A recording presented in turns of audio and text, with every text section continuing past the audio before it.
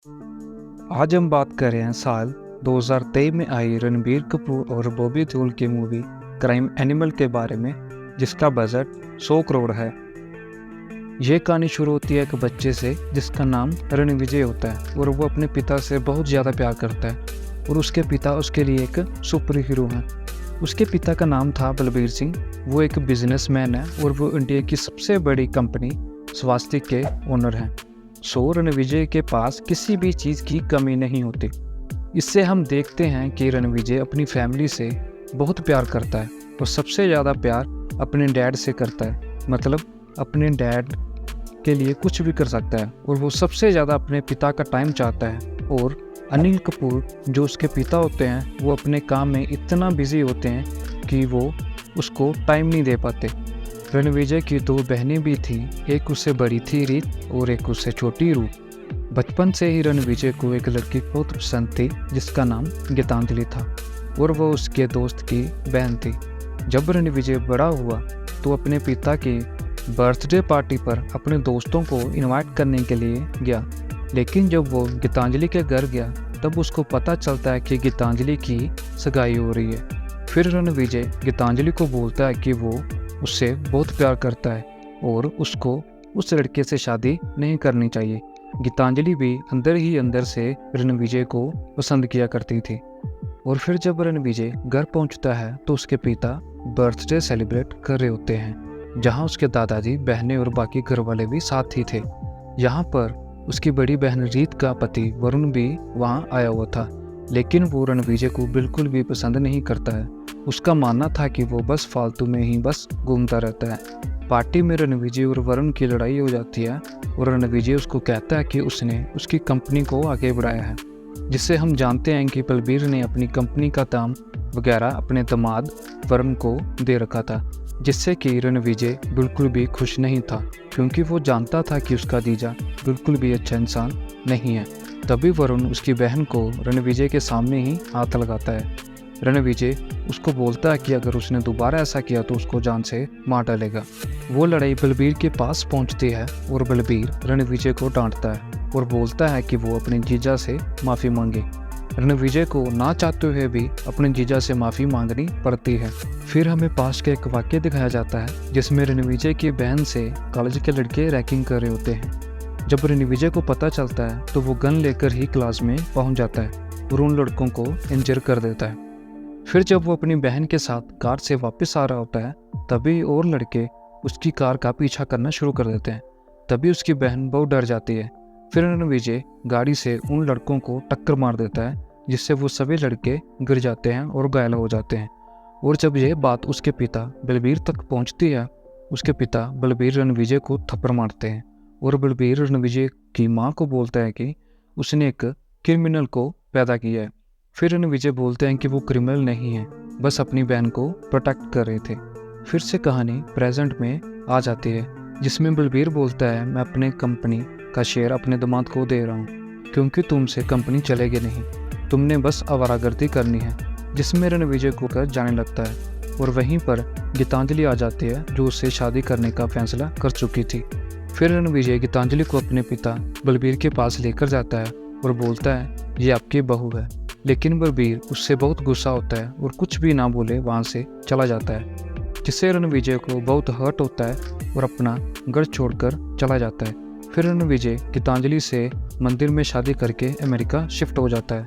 रणविजय के 2 बच्चे होते हैं, एक लड़का और एक लड़की, और वो सब वहाँ बहुत खुश होते हैं। फिर कहानी 8 साल बाद दिखाई जाती है जिसमें रणविजय का बिल्कुल नया लुक दिखता है, जिसमें लंबे बाल होते हैं और बेड भी होती है और वो दिखता है हमें इंडिया के अंदर, और वो भी अपनी टीम के साथ ढेर सारी गन के साथ। वो एक बिल्डिंग के ऑफिस में जा रहा होता है और होटल में घुस के सिक्योरिटी को मारने लगता है। वहीं पर उसका जीजा भी होता है जिसका गला दबाकर वो उसको मार देता है। अब यहीं पर मूवी के अंदर बड़ा सवाल ये आ जाता है कि रणविजय ने अपने ही जीजा को क्यों मारा। अब इस चीज़ को एक्सप्लेन करने के लिए आगे बताया जाता है। फिर हमें कुछ महीने पहले का वाक्य दिखाया जाता है जिसमें रणविजय को खबर मिलती है कि किसी ने उसके डैड बलबीर पर गोली चला दी है, जिससे बलबीर बुरी तरह जख्मी हो गए हैं और आईसीयू में हैं। यह सुनने के बाद रणविजय अपने पिता को यूएसए से देखने आता है, और वो भी अपनी बीवी और बच्चों के साथ। रणविजय सबसे पहले अस्पताल पहुंचता है, जहां वो एडमिट होते हैं, लेकिन वहां उसका जीजा उसको रोक लेता है और उसको मिलने नहीं देता और बदतमीजी भी करता है। इससे रणविजय को अपने जीजा पर शक होता है, क्योंकि उसको पता था कि उसका जीजा अच्छा इंसान नहीं है, और वो सोचने लगता है कि जीजा के होने से पापा को खतरा है। और कुछ टाइम बाद ही वो अपने डैड से मिल लेता है, और उसके डैड बलबीर उसे देखकर बहुत खुश होते हैं, और उसके बाद उसकी पत्नी गीतांजलि को एक्सेप्ट कर लेते हैं। बलबीर ने रणविजय को बताया कि जब उसको पहली गोली लगी तो उसने उसका चेहरा नहीं नजर आया। रणविजय फिर वहीं पर रुक के अपने पिता को प्रोटेक्ट करने का फैसला करता है। सबसे पहले वो स्वास्थ्य के वर्कर के पास जाता है और वर्कर को हौसला देता है और बोलता है कि मेरे पिताजी बिल्कुल सही सलामत हैं, आप चिंता न करें और अपना काम करें। और वादा भी करता है कि जिसने भी उसके पिता पर गोली चलाई है वो उसका गला काट देगा। और बलबीर उसको देख के फिर से परेशान हो जाता है, और उसको लगता है कि उसका बेटा अब भी क्रिमिनल ही है। फिर रणविजय अपने गांव जाता है, जहां वो पला बड़ा था, और वहां अपने भाइयों को बोलता है कि वो उसकी मदद करें, क्योंकि पिता को गोली लगी है। और बोलता है कि कोई भी ऐसा रिस्पॉन्सिबल सिक्योरिटी गार्ड नहीं है जिसने उनके लिए गोली खाई हो। मुझे कुछ ऐसे बंदे चाहिए जो मेरे पिता को दिल जान से प्रोटेक्ट करें। ये सुन के सभी तैयार हो जाते हैं उसके साथ जाने के लिए। और रणविजय फिर सबको अपने पिता के सामने लेकर जाता है और बोलता है कि अब से आपकी सिक्योरिटी की जिम्मेदारी इनकी होंगी। लेकिन बलबीर इस डिसीजन से खुश नहीं थे, और वो रणबीर को बोलते हैं कि ये सब क्यों कर रहे हैं। फिर रणविजय बोलता है कि अगर आप बाहर गए तो वो पक्का आपको मार डालेंगे। मुझे बस इस बात का पता लगाना है कि वो कौन है और आपको क्यों मारना चाहता है। फिर रणविजय बलबीर का बॉडी डबल लेकर आता है और कहता है कि आज से यही एक्टिंग करेंगे, पापा को सेफ रखा जाएगा और नकली बलबीर बाहर जाएगा। फिर जब उसका बॉडी डबल रात को बाहर जा रहा होता है तो उस पर गोलीबारी शुरू हो जाती है। फिर हम एक अबरार नाम के बंदे को देखते हैं जो उसका दुश्मन होता है। अबरार उसके बॉडी डबल को बलबीर समझकर मार देता है, और जब रणविजय को पता चलता है तो फिर अपने पिता को उसके ही बॉडी डबल की लाश दिखाता है। और फिर बलबीर समझ जाता है कि अगर उसकी जगह में मैं होता तो मेरा भी यही हाल होता। फिर अगले दिन उसका जीजा उनके घर आता है और उसके पिता को देखकर हैरान हो जाता है, और वो अबरार को फ़ोन करके बताता है कि उन्होंने बलबीर के बॉडी डबल को मारा है। बलबीर अभी भी जिंदा है और वो बिल्कुल सही सलामत है। अबरार कहता है कि वो क्यों ना सबसे पहले उसके बेटे को ही ख़त्म कर दे। रणविजय ये सब पीछे से सुन रहा होता है, और उसको पता चल जाता है कि उसका जीजा भी इन सब में शामिल है, और इसीलिए उसने अपने जीजा को जान से मारा था। जिससे ये स्टोरी क्लियर हो जाती है कि रणविजय ने अपने जीजा को क्यों मारा। रणविजय अपने होटल में एक मशीन गन मंगवाता है। वह अपनी गन्स टेस्ट कर रहा होता है कि अचानक से अबरार अपने बंदों के साथ होटल में आ जाता है। होटल में आते ही फायरिंग करने लगता है। यहाँ पर बहुत ही भयानक लड़ाई होती है, जो कि बहुत खतरनाक सीन होता है। फिर रणविजय की टीम एक एक करके सबको मारना शुरू कर देती है। एक लड़ाई में रणविजय अकेला लड़ता है, जिसमें वो जख्मी हो जाता है और खून आने लगता है, क्योंकि उसकी बॉडी पर बहुत सारे कट लग जाते हैं। अबरार के बहुत सारे बंदे होते हैं जो कि ख़त्म होने का ना ही नहीं ले रहे होते। फिर रणविजय मशीन गन निकालता है और सबको गोलियों से भून देता है। तभी अबरार चुपके से आके उसकी छाती पर शूट कर देता है।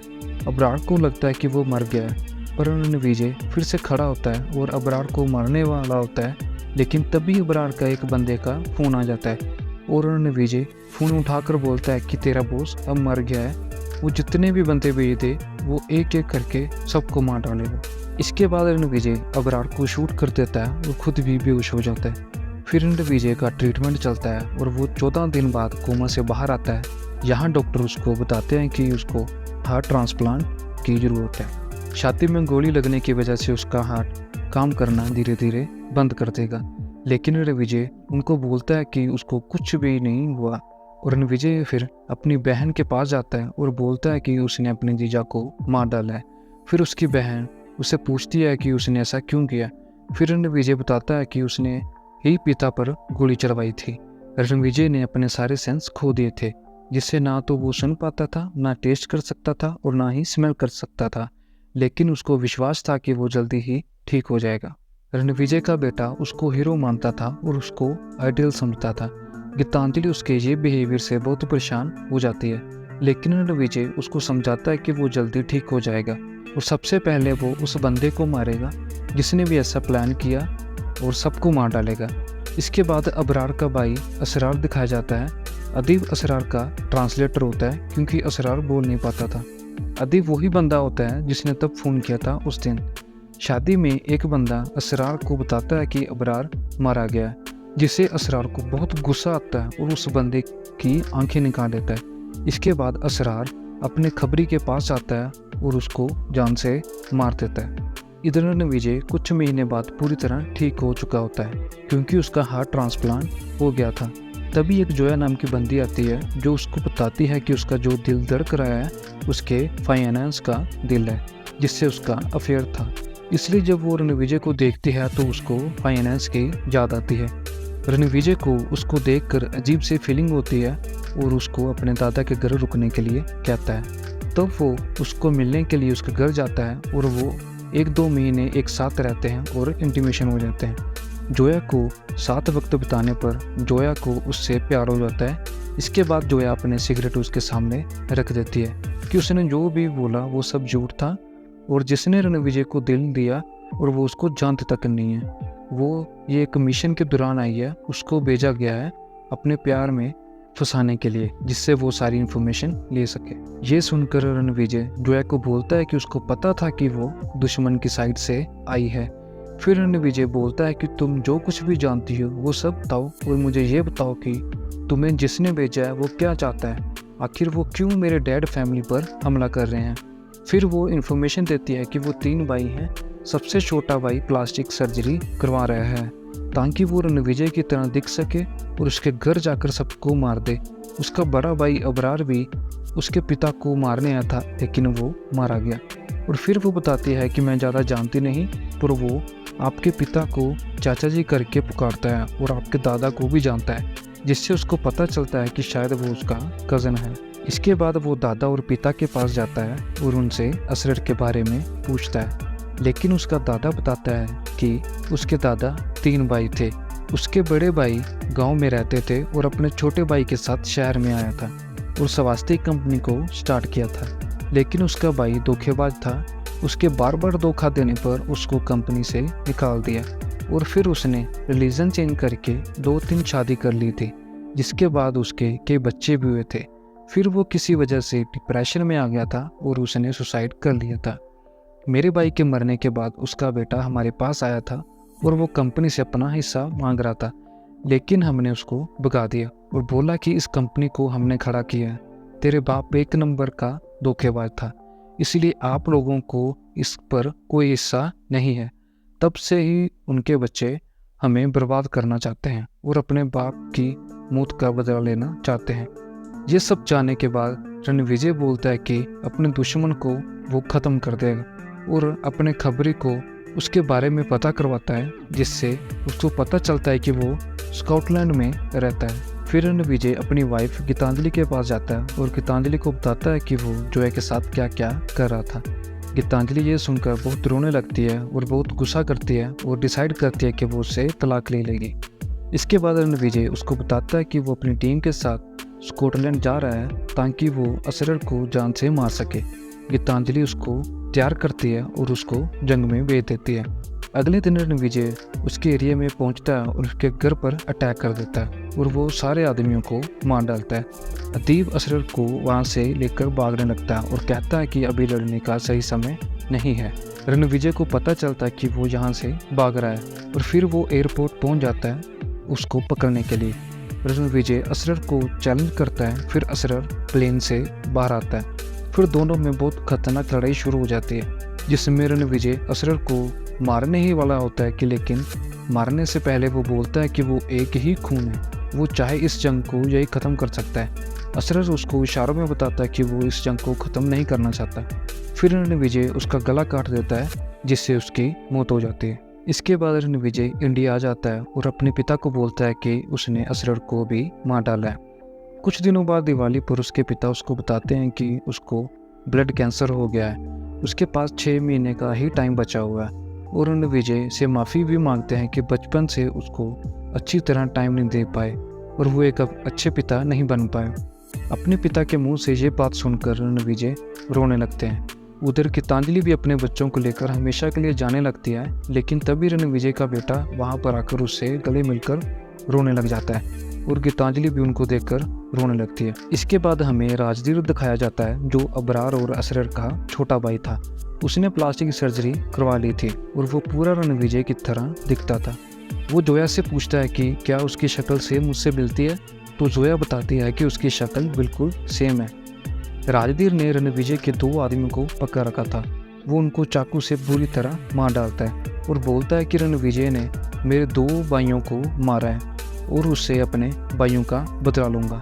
उसे देखकर जोया को उल्टी आ जाती है। राजधीर उसको बोलता है अब बच्चा होने के बाद ही पता चलेगा ये किसका बच्चा है, रणविजय का, क्योंकि जोया उसकी गर्लफ्रेंड थी और असरर ने भी उसे काम के लिए भेजा था। साथ ही हमें एनिमल मूवी के दूसरे पार्ट का हिंट मिल जाता है और इसके साथ ही मूवी ख़त्म हो जाती है। दोस्तों, यही थी मूवी। आपको एनिमल मूवी कैसे लगी मुझे कमेंट बॉक्स में ज़रूर बताना। अगर पसंद आई होगी तो कमेंट बॉक्स में एनिमल लिख देना। आपका बहुत धन्यवाद और वीडियो यही एंड करते हैं।